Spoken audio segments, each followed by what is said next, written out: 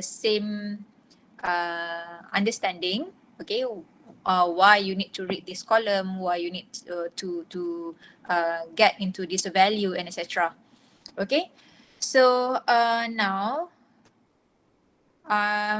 we start off with the product recall plan.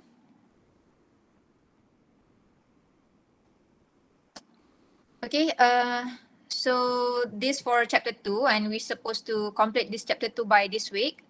Alright, so can you see my screen? Product recall? Yes, madam. Yes.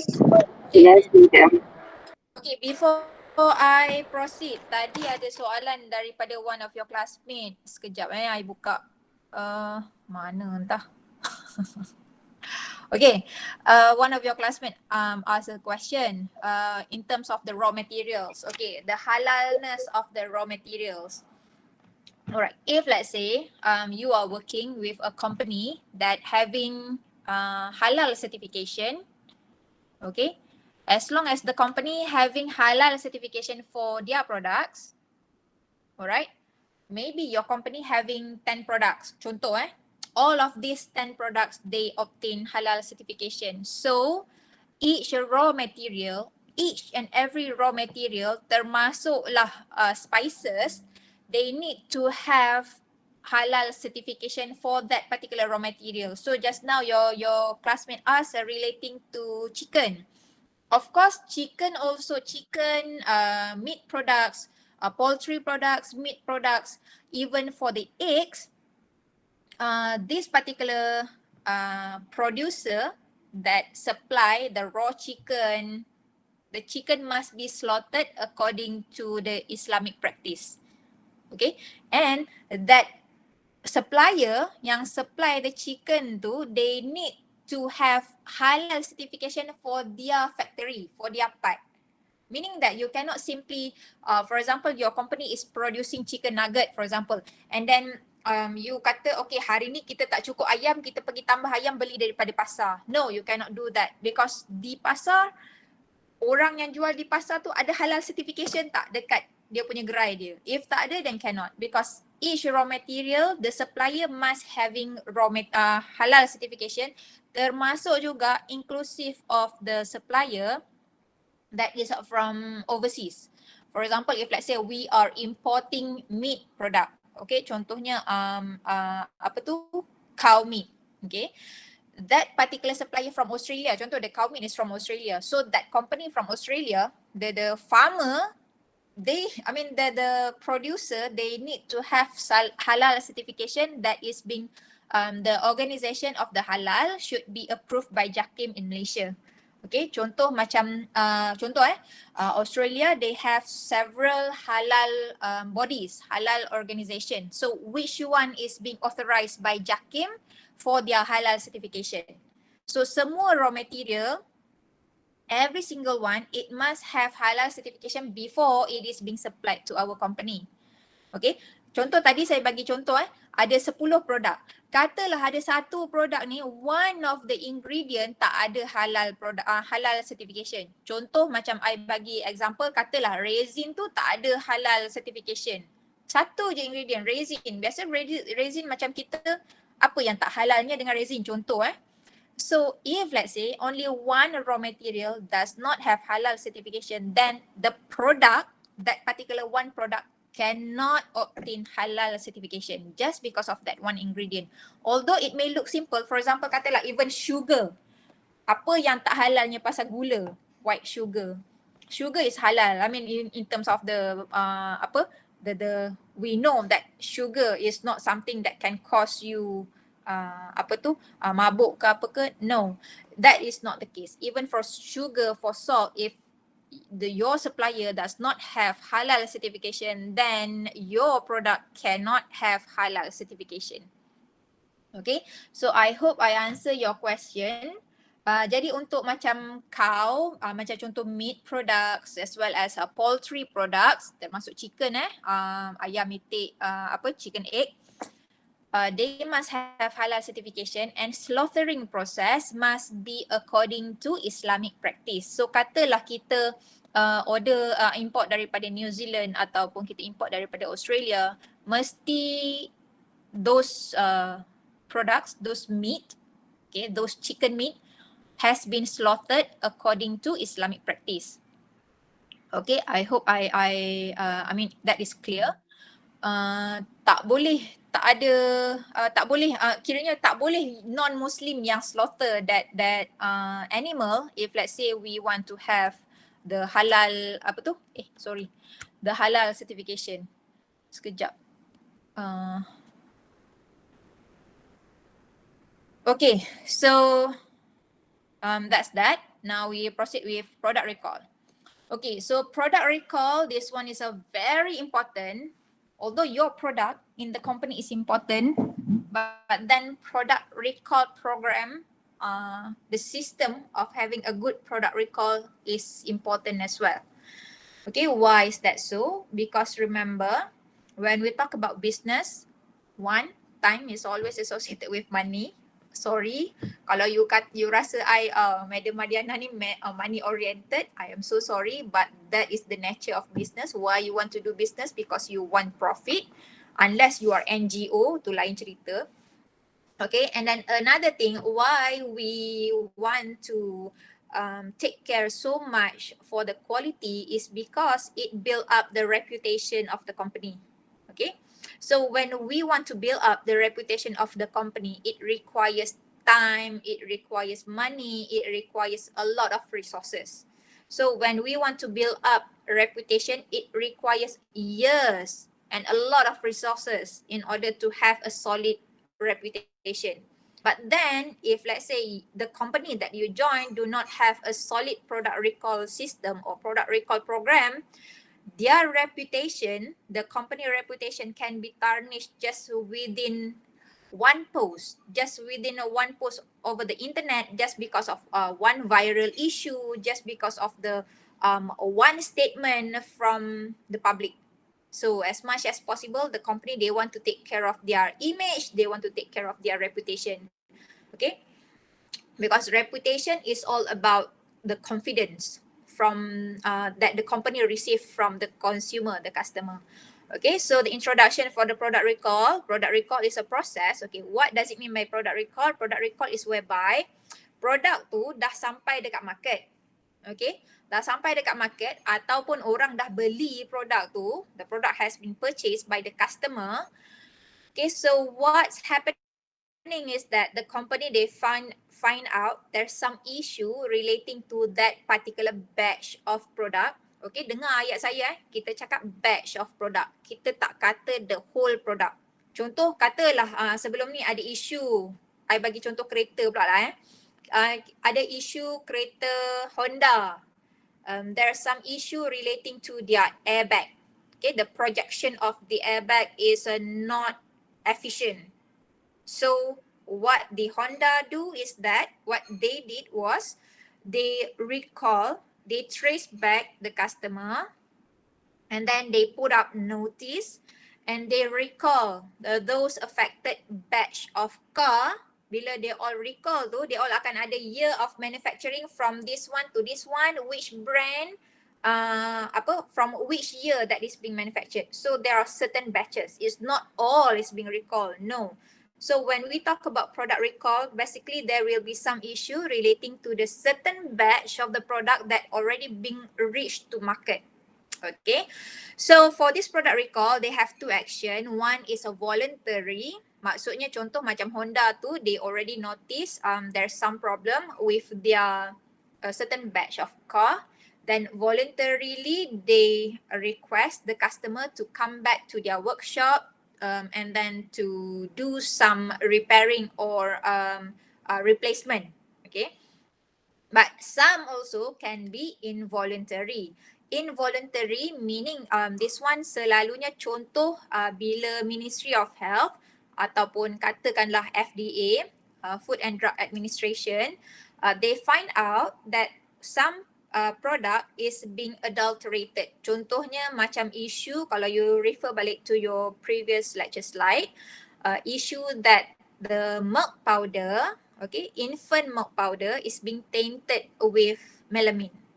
Okay, infant milk powder yang ditambah dengan melamine sebab they all nak increase the protein content. So yang itu adalah involuntary action because US FDA has find out that this particular product having a problem. Okay.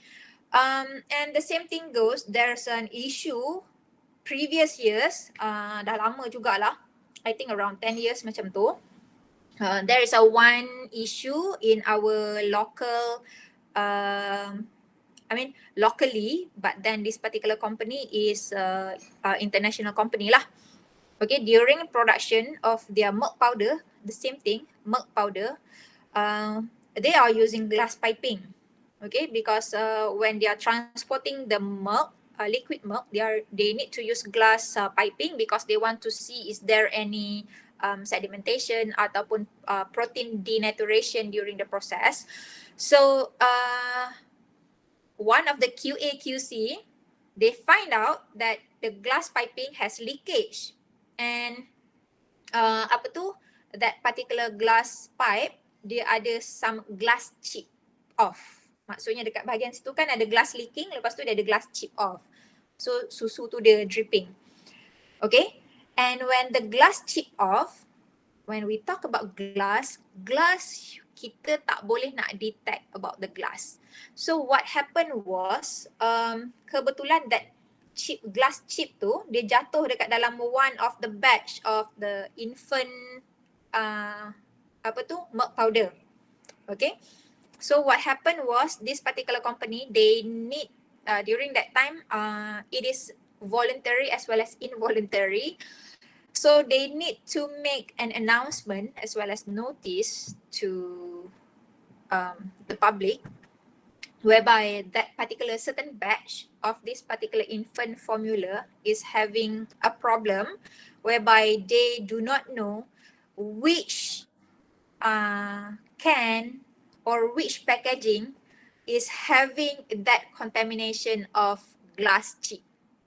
Okay, so they recall the product from the market, and during that time, the customer, because the consumer is the infant, of course, if they do not know. So the customer, there was an uproar. I mean, it was quite a huge issue whereby the customer, they question about the safety of the product. When we talk about glass chip, the edge of the glass is a very tajam kan, and it can affect towards the infant, the digestive system, the tract. So during that time is quite an issue.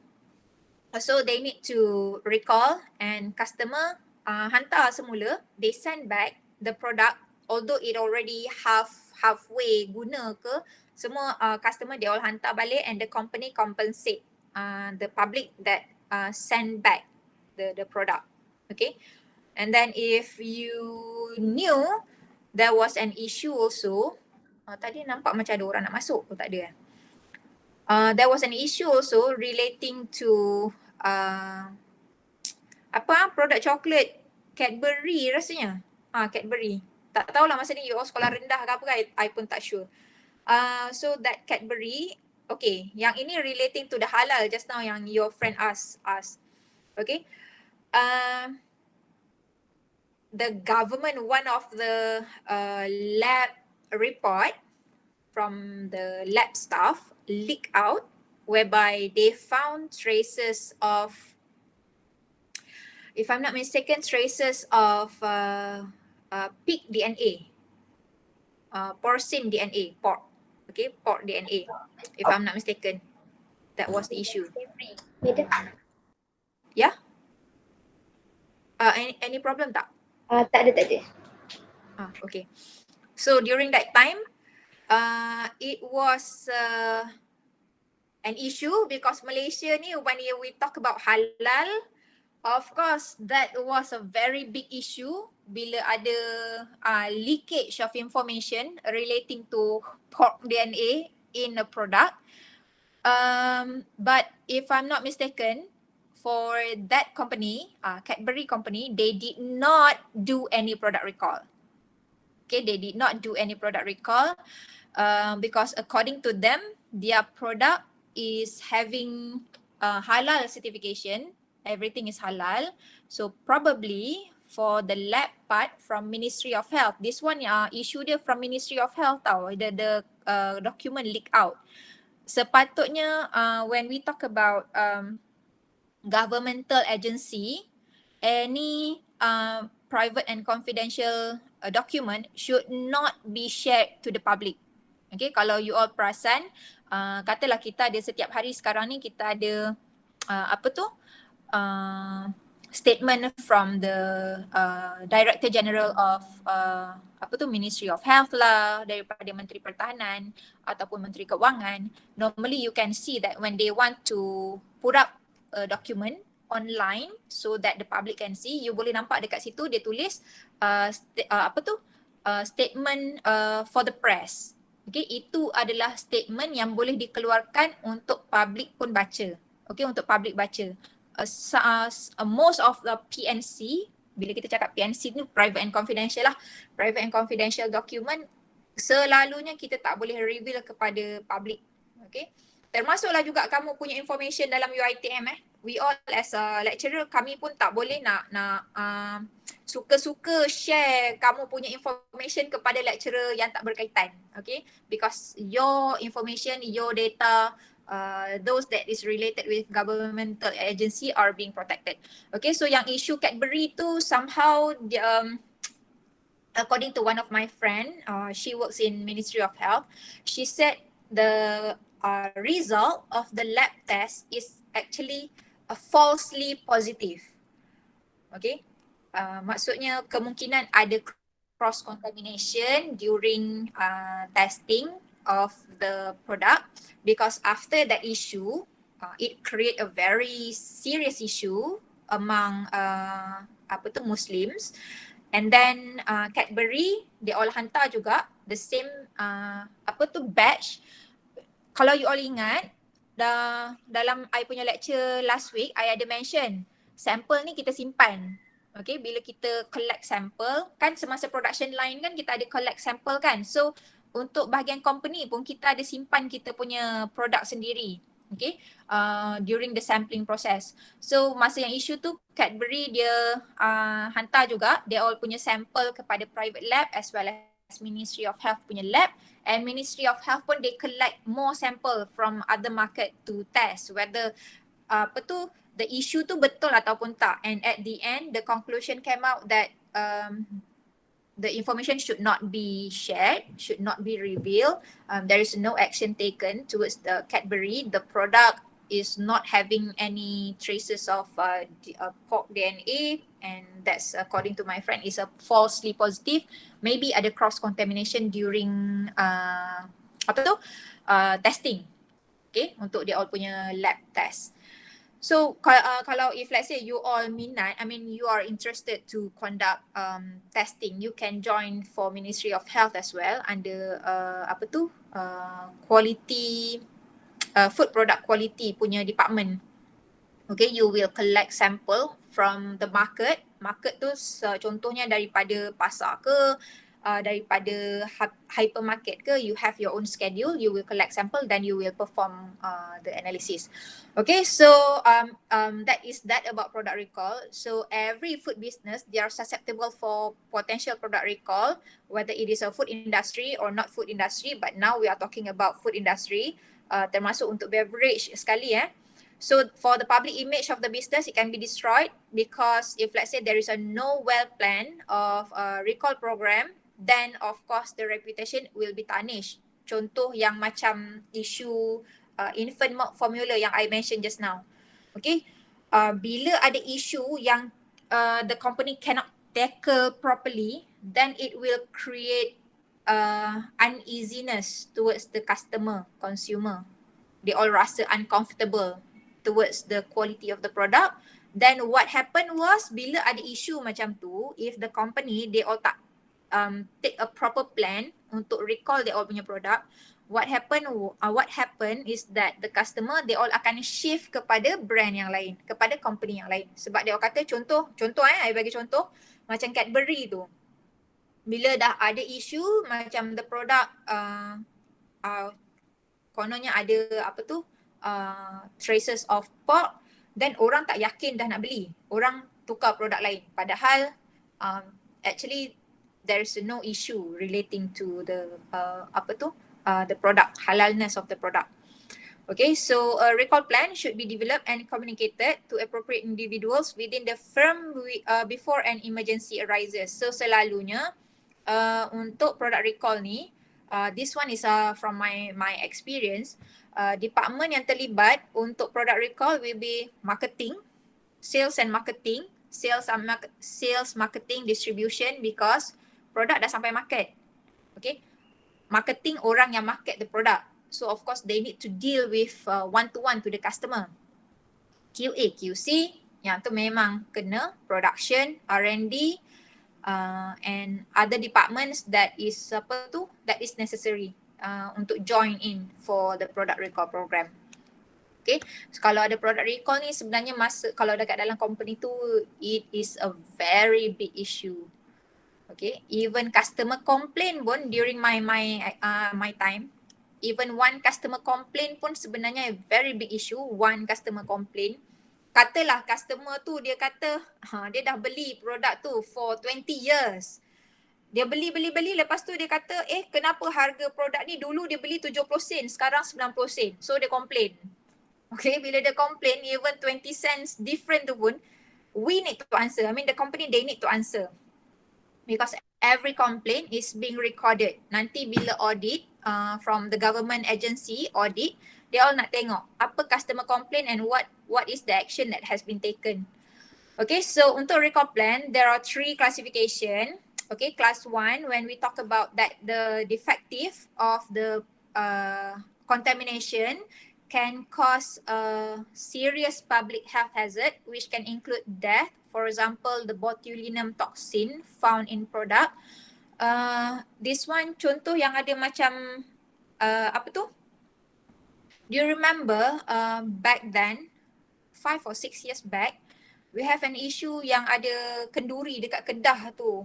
Ramai yang orang meninggal because of the kenduri. And then if I'm not mistaken, recent 1 to 2 years back, we have another issue also because of kenduri juga.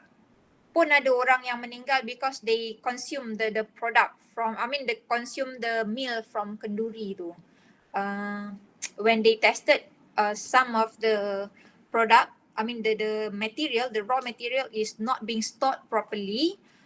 It is being cooked. After cook, also it is not being stored properly. Then hantar kepada caterer tu hantar kepada orang yang nak buat kenduri tu. So sebenarnya the food product is already being contaminated with if I'm not mistaken ada Clostridium botulinum, sebab yang tu dia melibatkan ayam. Okay, yang itu sebabnya ada yang mati, ada yang being hospitalized and so forth. So that one kita consider as class 1, okay, untuk product recall. And then class 2 whereby this one dia ada temporary adverse health effect. Okay, contohnya macam you all makan makanan katalah dekat cafe ke, then after that you have a diarrhea. Okay, because probably some of the E. coli, ada E. coli ke, ataupun the product is, the food product is not really is not already fresh, so you have some diarrhea. But diarrhea ni it can cause death as well, because ada juga jadi dekat Malaysia, if I'm not mistaken last year or last 2 years, ada juga dia mula-mulanya dia start with mild diarrhea, then afterwards the diarrhea become worse. Then when he or she went to the hospital, that person is already seriously dehydrated. Then after that, if I'm not mistaken, that person pass away because of the diarrhea. So selama ni kalau kita lah balik daripada kenduri, kadang-kadang tu memang ada diarrhea. Lepas tu check dengan family member, kena tak diarrhea? Siapa ada lagi kena diarrhea? Sebab makan kenduri kat situ. So normally dekat Malaysia, we don't have really that kind of issue that diarrhea can cause until death. Tapi in recent years kita ada, so better kena jaga jugalah makan. Okay, so class 2 for product recall where it can cause temporary health effect. Okay, but then it's not until the person can die. So yang macam diarrhea, case diarrhea tadi mula-mula actually is class 2. Okay, contoh dia diarrhea. But then after that dia become class 1 because it caused death. Okay, and then class 3, the use of the product or the exposure towards this particular defective product will not cause public health hazard, but it violate the FDA, US FDA labeling ataupun manufacturing regulation. Contohnya, if you knew some of the snacks, they are being using synthetic colorant, contoh synthetic colorant. So some of the countries, they ban certain synthetic colorant from being used into the food product. Contohnya macam tetrazine, okay, ataupun sunset yellow. Some countries, ada setengah negara, they ban this particular synthetic colorant from being used into food product because according to the study, prolonged consumption of this particular synthetic colorant, contoh macam tetrazine, sunset yellow, ada lagi satu color red tapi I tak ingat apa dia. This synthetic colorant, for prolonged period of time consumption, it can lead to development of cancerous cell. Okay, so katakanlah dalam produk tu ada penggunaan sunset yellow, contoh I bagi contoh, and then that particular product, contoh kita ambil macam super ring lah super ring, you all tak tahulah you all makan ke tak super ring tu, tak tahulah super ring dia ada sunset yellow ataupun tak. Katakanlah that particular super ring dia nak hantar ke US for exporting purposes, tapi tak lepas because US they ban the use of sunset yellow. Okay, so katakanlah company ni dia kata okay, kita jangan letak sunset yellow dalam list of ingredient sebab kita nak masuk dalam market, we want to penetrate into the market of US, contoh Tapi bila US FDA, they do their lab testing as well, then they found out there's a traces of sunset yellow, so of course there must be a problem with that particular product. Okay. Alright, so now for product recall plan, okay, ini memang penting kalau you all tengok selain daripada list of ingredient for the product on the packaging, okay, on the packaging itself, selalunya dekat packaging tu dia akan ada white box at the back of the packaging. Kejap lagi saya tunjuk contoh. At the back of the packaging tu dia ada white box. Dalam tu mungkin ada tulis harga, and you all akan tengok kat situ, oh harga. And mungkin expiry date, you are looking for the expiry date. So for public, normally that will be the most common information that we want to know. Two things. One is price and the other one is the expiry date. Okay, tapi untuk company, the information, there will be some additional information yang public kita tak faham. Okay, but those information actually is meant for the company in case they want to have a product recall plan. Alright, so I tunjuk contoh yang ni. Ni macam gardenia punya, nampak tak? I tak tahu you all nampak tak? Nampak. Mana? Ni. Okay. Ini contoh Okay, contoh yang macam gardenia punya ni, because this one is the one that I have. Okay, kalau you all tengok, this one kita panggil quick lock yang untuk nak ikat roti tu. Okay, ada harga, ada expiry date. Tapi kalau you all tengok dekat bahagian atas ni, nampak tak dia ada tulis itu B, lepas tu ada titik sikit dekat atas tu, nampak tak? Nampak. Okay. Kalau you all, kalau I tak tanya sebelum ni, you notice tak that B and ada small dot dekat situ? Notice. Tapi tak tahu benda. Okay, good. Notice tapi tak tahu benda kan? Okay. Ini selalunya lah ini untuk, this is the coding for this company. Contoh macam company ni Gardenia lah Okay, B ni is referring to the line yang produce product ni. Okay. Yang dot tu, ada setengah yang ada dot, ada setengah tak ada dot. Okay, dot tu indicate shift.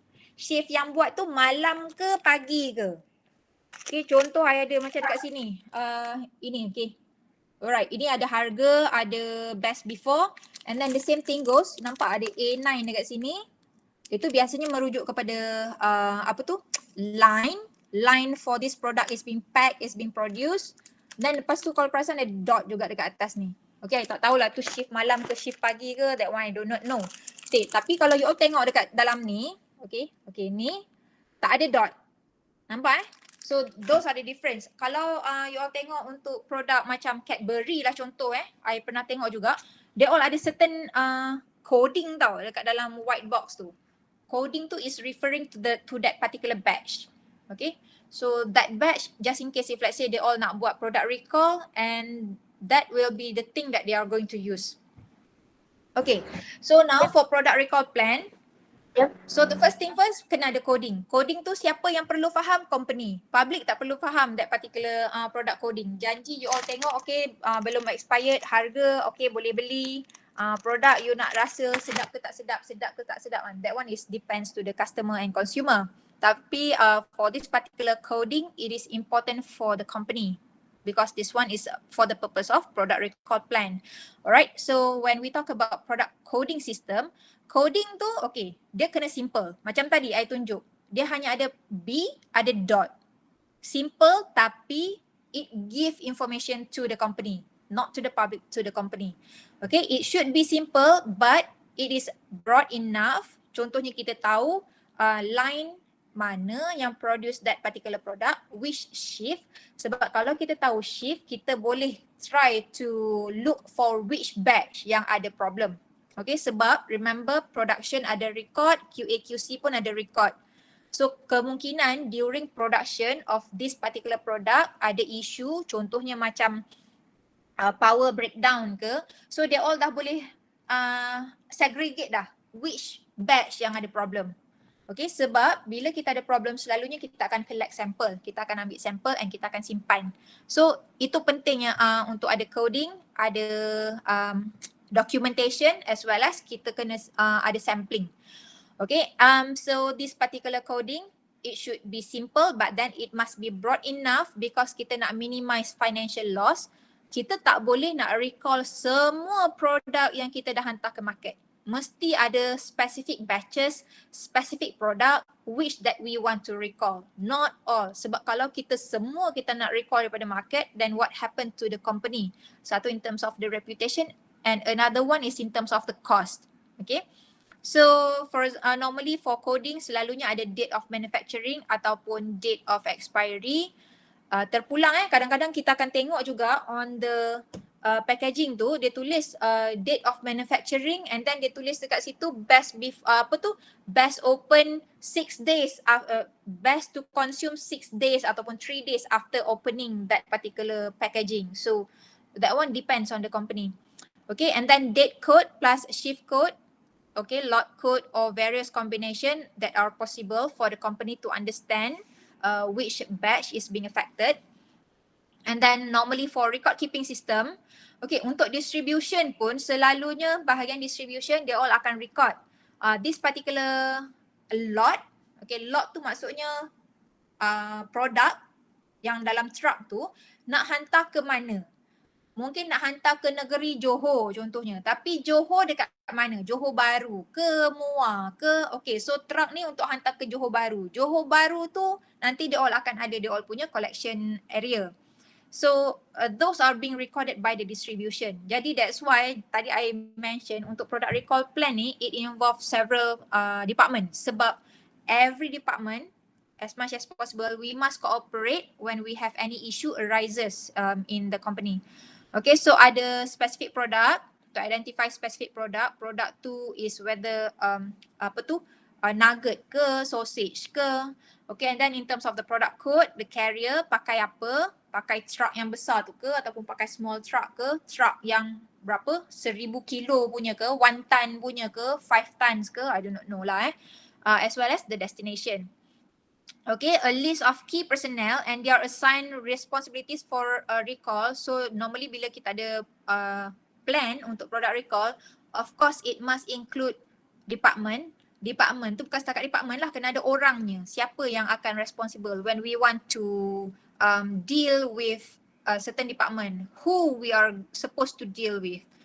Okay, so select key personnel from each following area. So kita ada production, QA/QC, marketing, shipping or receiving. This one goes for distribution as well as legal counsel. Okay, untuk company memang setiap company kena ada their own lawyer. Even UiTM pun kita pun ada lawyer kita sendiri. Lawyer ni untuk apa? Sebab they will advise the company in terms of the legal issue. Okay, contohnya katakanlah one of the Facebook user, dia tulis dekat situ one statement that has the possibility to tarnish the reputation of the company, tapi statement tu tak betul. It's a false statement. Okay, so legally that particular that particular person can be sued by the company. Okay, so it depends the degree of post tu macam mana. Kalau itulah masa I kerja dulu, when we talk about this customer complaint, about this recall plan, according to marketing, as much as possible kita memang tak nak create issue with the public. Kita kena jaga a healthy relationship between the company as well as customer and consumer, because one single online post, because this one according to marketing lah, ni off record jangan nanti you all pergi cerita dekat orang. Okay, for the company normally they will have their own relationship. They have this PR kan, relationship with the media. Okay, media contohnya macam TV ke, surat khabar ke. For this printed as well as network media, normally company kita tak ada masalah. Katakanlah orang tu dia kata dia nak tulis dekat surat khabar that they want to complain about this particular product. Dia bagi tahu dekat company, dia kata, oh you tak bagi I duit, I tulis dekat surat khabar, contoh So marketing, according to marketing people, dia orang kata yang itu dia orang tak takut sangat. They can deal with the company untuk surat khabar tu, the media company, to pull out the letter ke apa-apa. But because now we have a very huge dependence towards online, okay, jadi yang itu susah because online tak boleh nak control. Okay, so as much as possible memang semua orang kena jaga in terms of the PNC, private and confidential, as well as the relationship with the customer and consumer. Okay, so communication system within the firm and system into the distribution, marketing, shipping, as well as legal counsel.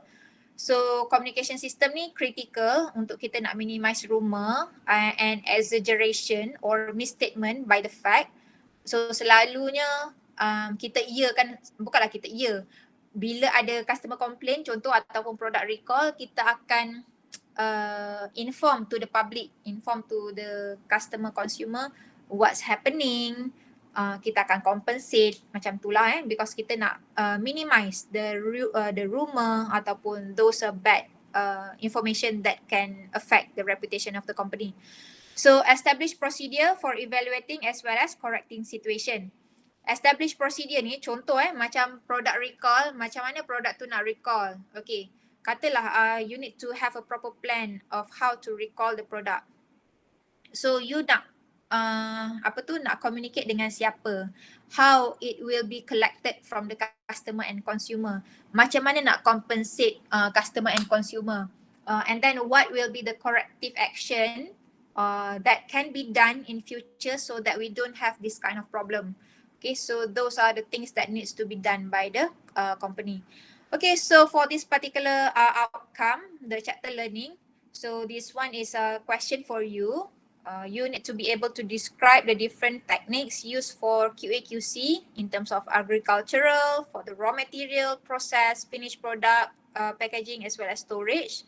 And then in terms of the process for product recall plan that is being used in the food industry. Okay, so habis untuk chapter 2. Now kita akan proceed kepada chapter 3.